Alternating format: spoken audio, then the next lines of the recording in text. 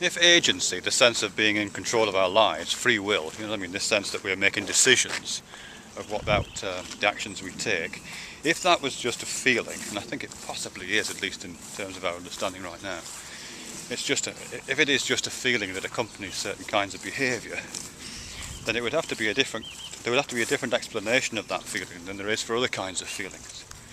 Because usually when you look at accounts of feelings, the kind of felt component to cognitive and behavioural acts, they're usually at some point ground down on some kind of evolutionary account.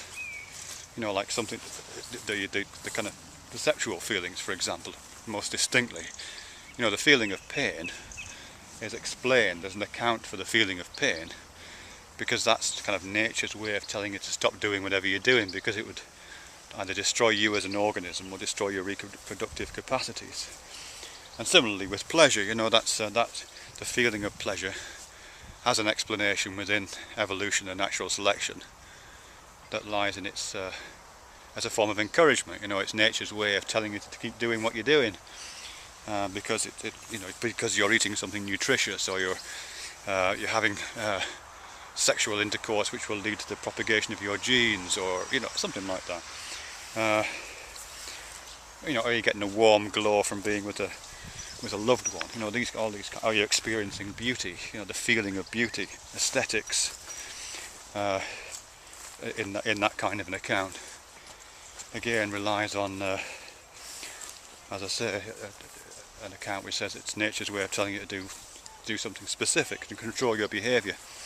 But all that system of accounts works. Morning. Really is really to do with Guy, Phoebe, come on, Ginster, come on, good boy. Oh yeah, all those accounts really rely on the idea that we have choices, don't they? You know what I mean? If pain is nature's way of telling you to stop putting your hand near the fire, then there must be an option. You know, it must be possible to put your hand near the fire or not.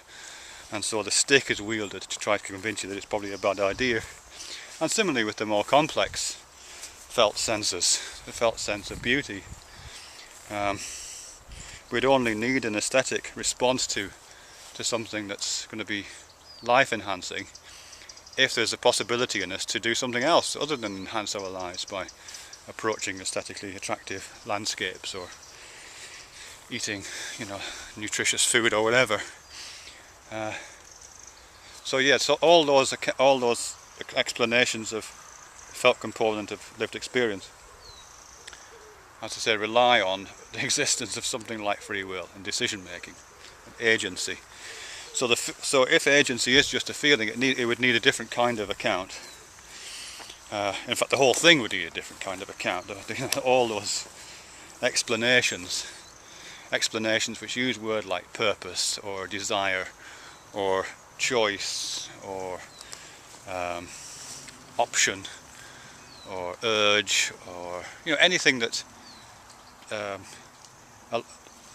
draws on it is this sense that we are choosing between different possible goals, and that there is a we for us to make those choices. All of those accounts would have to be redrawn, really, if you say that will and agency is just a feeling. Which is fine. I think it's probably possible to do that, and probably worthwhile to do that, I think.